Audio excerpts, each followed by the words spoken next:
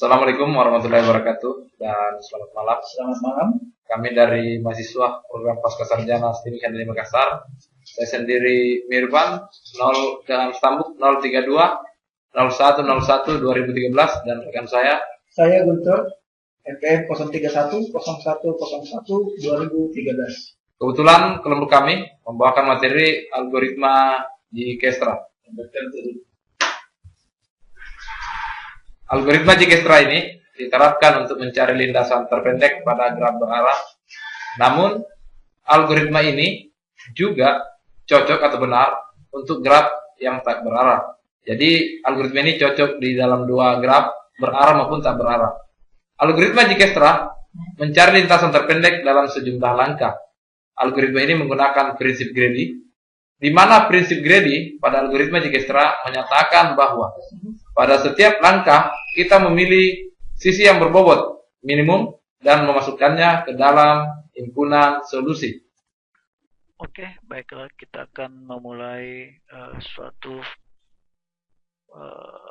bagian program yang menjadi tugas kami, yaitu dengan judul Demonstration of Dijkstraw Minimum Distance Algorithm yang diambil dari http people sjfsu edu.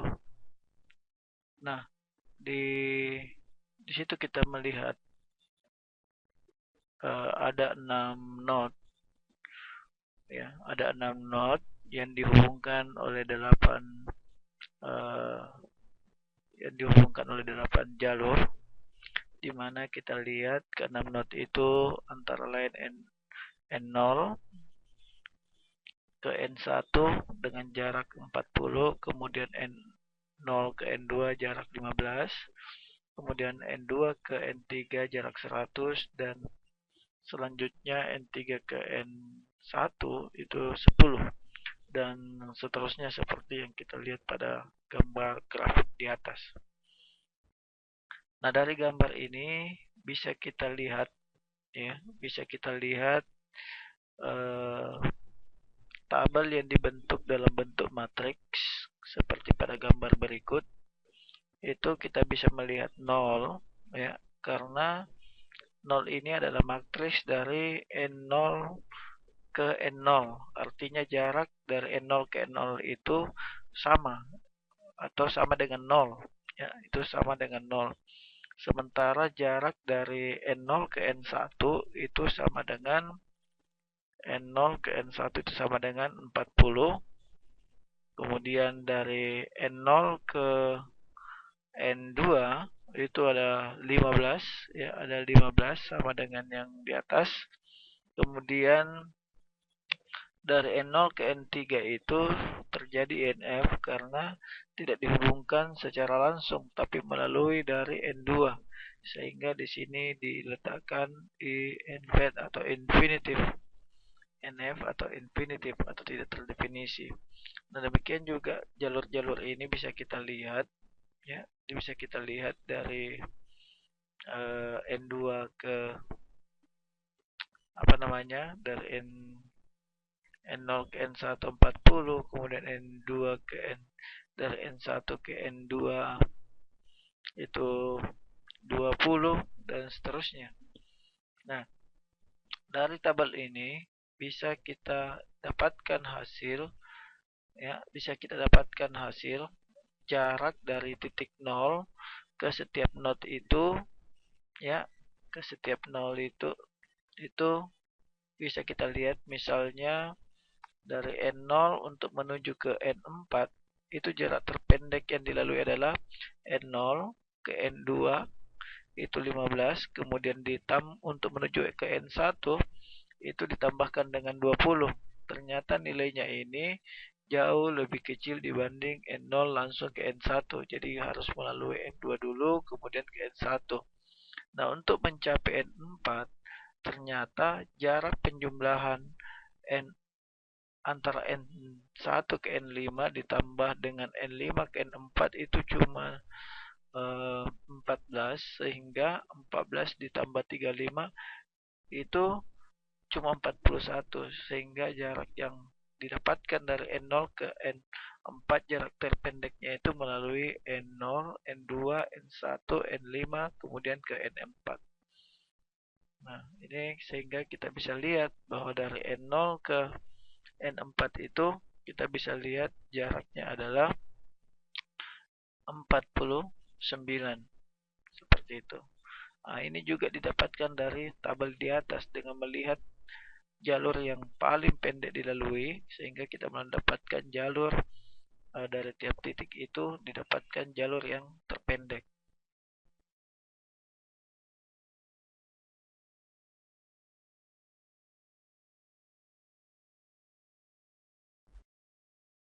Oke, baiklah, kita akan melihat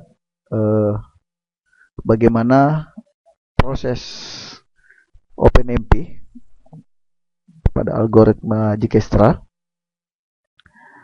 Pertama-tama kita membuat suatu file dengan mengetikkan sudo pico guntur_mirvan, diakhiri dengan ekstensi C, artinya kita akan membuat dalam bahasa C. Kemudian dari bahasa yang sudah dibuat sebelumnya bisa kita panggil, kemudian di sini bisa kita listing C yang sudah dibuat sebelumnya. Nah, di sini define NV sama dengan 5, artinya kita mau membuat 5 matriks. Selanjutnya di sini kita lihat sudah ada file Guntur Mirvan C yang dibuat sebelumnya. Kemudian akan kita buat file SH-nya ya, dengan mengetikkan sudo gcc openmp Guntur Mirvan titik C.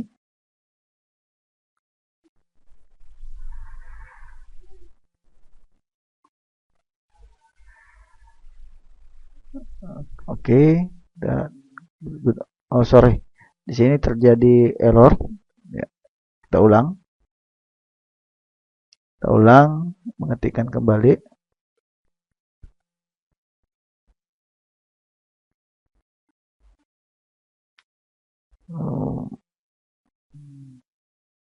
Oke, kita ketik kembali.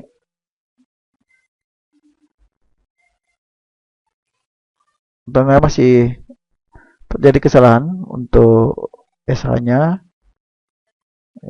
untuk source destination-nya. Kita ketikkan kembali. Kita ketikkan kembali, kemudian kita tambahkan -o untuk source, kemudian kita ketik Guntur Mirvan SH,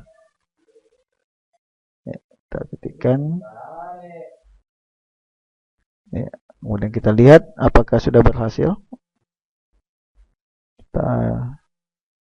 Di sini sudah ada muncul file Guntur Mirvan C dengan Guntur Mirvan SH, dia sudah berhasil dibuat.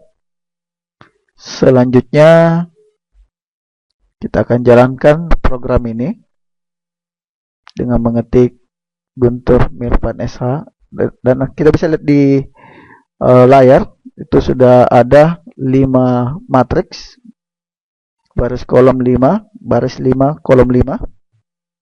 Kemudian minimum distance-nya 5 juga. Selanjutnya kita lihat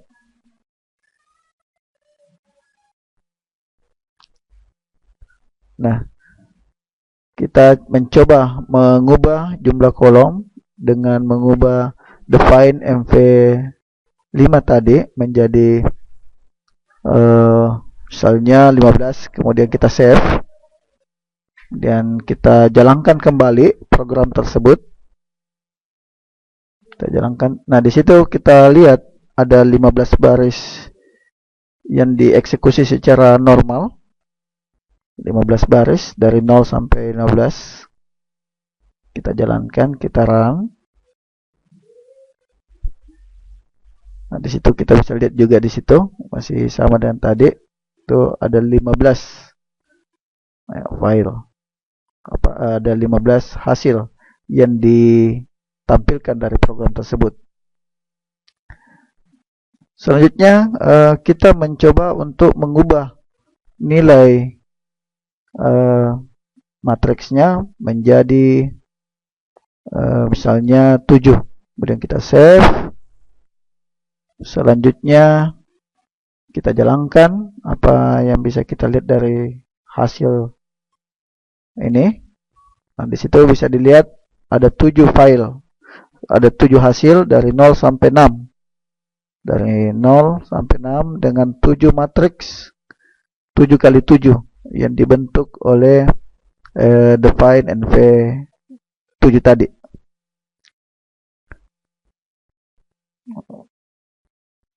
Nah, ini bisa kita lihat hasilnya. Kita coba kembali dengan mengganti define NV7 menjadi lebih besar, misalnya 1000. Kemudian kita save. Selanjutnya kita jalankan kembali.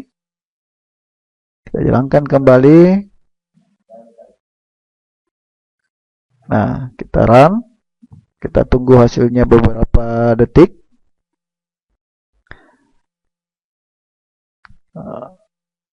Kita tunggu hasilnya. Nah, di situ kita lihat angka terakhir itu 999. Karena dimulai dari 0, maka tentu angka terakhirnya adalah 999 dan dieksekusi secara normal. Nah, kemudian kita coba lagi dengan nilai yang lain. Misalnya 1500. Save, kemudian kita jalankan. Kita jalankan program tadi dengan 1500. Kita lihat. Ternyata di situ kita lihat terjadi segmentation fault atau core dumped. Artinya program ini susah untuk dieksekusi atau dalam artian terlalu besar untuk dieksekusi. Bisa ditarik kesimpulan untuk menjalankan program ini sebaiknya dibatasi sampai 100. Sampai 1000. Kita lihat lagi. Oke, saya kira itu saja hasil dari pembahasan kita. Dan terima kasih. Assalamualaikum warahmatullahi wabarakatuh.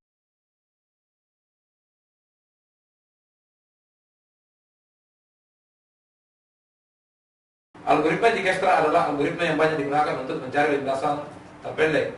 Kita bisa lihat di atas ada beberapa router. Ada router pertama, kedua, ketiga, 4, 5, 6. Jadi kita lihat dari router pertama ke router kedua itu adalah 1040 km, di mana waktu pengirimannya adalah 10 kbps. Router 2 ke router 4 dia butuh 500. Dia butuh waktu pengiriman 56 kbps dengan jarak 560 km. Jadi implementasi yang dari contoh yang pertama tadi, di mana contohnya adalah mencari lintasan terpendek untuk suatu kota di Amerika. Sekarang inilah contoh yang real ketika kita implementasikan ke dalam sebuah teori komputer yang mana kita bisa lihat dalam pencarian lintasan terpendek untuk sebuah router. Makasih, kami dari kelompok 7 mengucapkan banyak-banyak terima kasih. Assalamualaikum warahmatullahi wabarakatuh dan selamat malam. Selamat malam.